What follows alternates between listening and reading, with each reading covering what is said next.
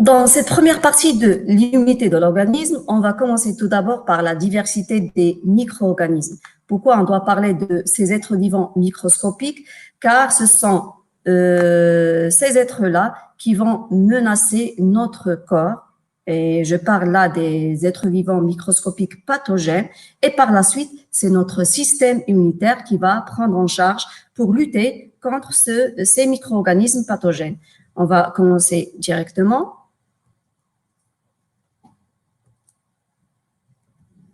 Voilà quelques exemples de micro-organismes. Donc, on sait que l'homme évolue dans un monde qui est très peuplé d'une variété de micro-organismes, bien sûr qui lui sont étrangers.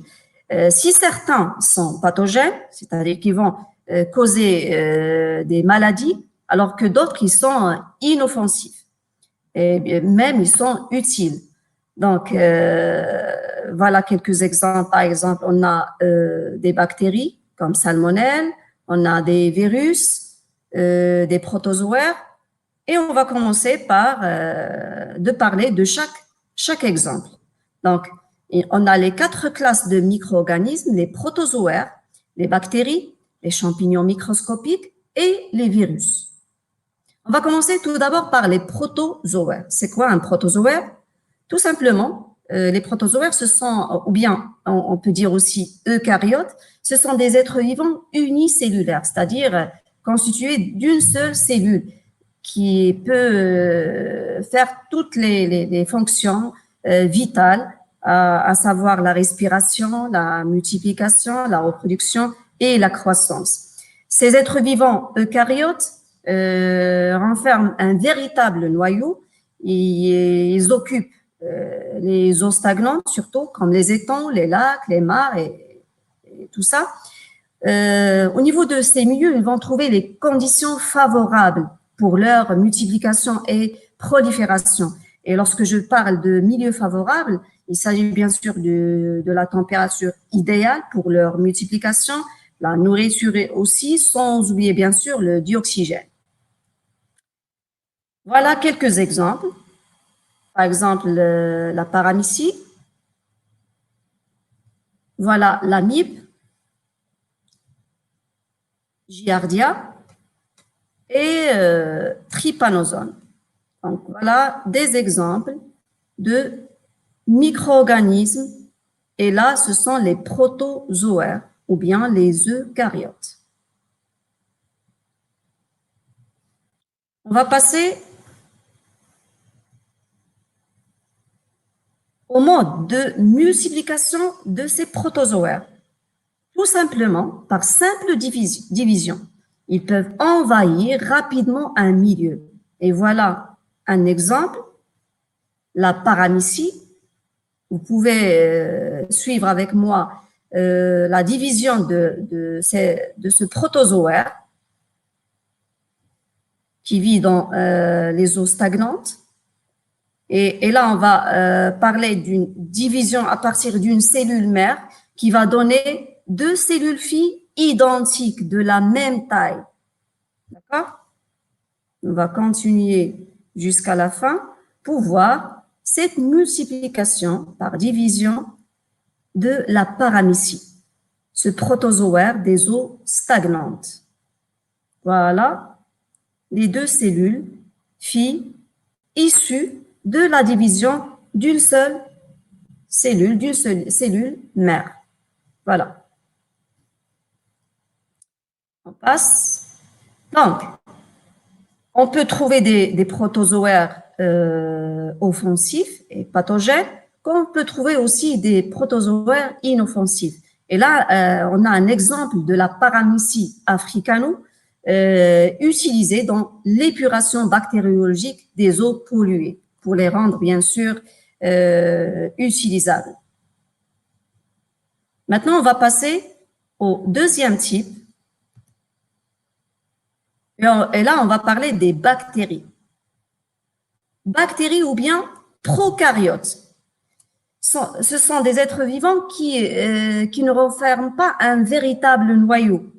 Ils ont un unique chromosome qui baigne dans le cytoplasme Et ces bactéries-là, ils peuvent occuper les différents milieux, à savoir le sol, les organes, les substances organiques, et aussi le sang.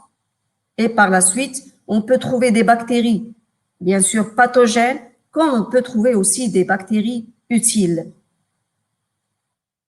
Voilà.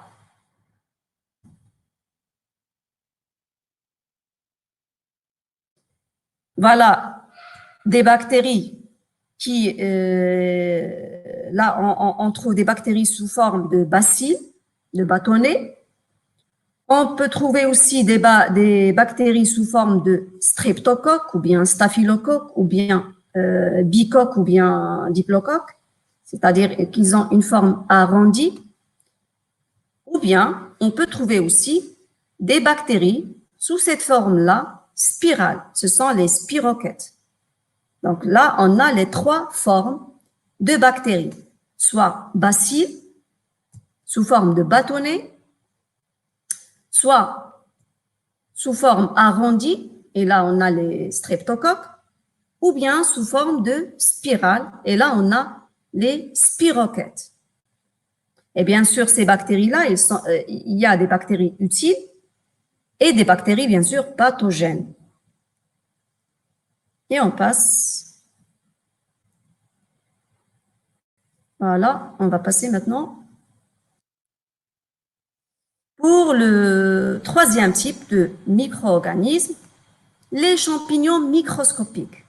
Donc voilà, le premier exemple, ce sont les moisissures ou bien mycélium.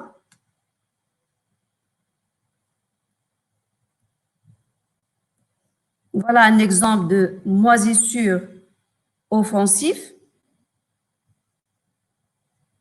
Ce type-là, il peut causer des maladies qui sont très dangereuses.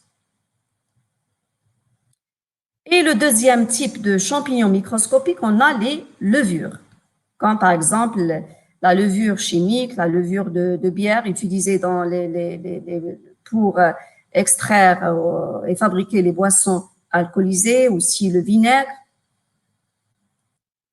Voilà la culture de la levure.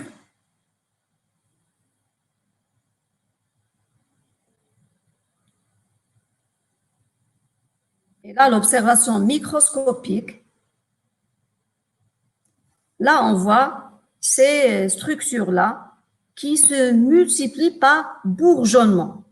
Donc, on a parlé de protozoaires, ils se multiplient par division, une cellule mère qui va donner deux cellules filles identiques, et c'est la même chose pour les bactéries.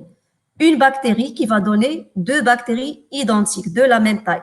Mais là, pour les champignons microscopiques levures, on parle de bourgeonnement. Donc, les levures se multiplient par bourgeonnement. D'accord? Maintenant, on passe pour les virus. Le dernier exemple et la dernière classe, les virus. Donc, bien sûr, les virus, ce sont des agents infectieux qui nécessitent toujours un hôte, une cellule hôte. Et ces cellules-là, où ils vont utiliser le métabolisme et les constituants pour se répliquer. Et là, lorsqu'on parle d'un virus, il est toujours parasite et obligatoire, c'est-à-dire il vit toujours dans les cellules. Et là, on va prendre l'exemple de ce fameux virus responsable du Covid-19 et qui va choisir comme cellules hôtes les cellules respiratoires. Et là, on a aussi l'autre exemple, un très dangereux aussi virus, c'est le VIH. On va le détailler dans les leçons qui vont venir, qui va engendrer par la suite le sida. Donc voilà, on a parlé dans cette séance de la diversité des micro-organismes. Et bien sûr, on a trouvé les 4 classes, les protozoaires, les bactéries, avec les 3 formes, spirochètes, bacilles et les coques, bien streptocoques, bien staphylocoques. On a parlé aussi des champignons microscopiques. Et là, on a trouvé les 2 formes, soit les levures, soit les moisissures ou bien les mycéliums. Et pour le dernier exemple, les virus. Pour les protozoaires et les bactéries, ce sont des êtres vivants qui vont se multiplier par division simple. Une cellule mère qui va donner deux cellules identiques. Pour les champignons microscopiques, on a les deux formes, levure par bourgeonnement, et pour les moisissures ou bien le mycélium, c'est par sporulation. Des spores qui vont donner par la suite un nouveau mycélium.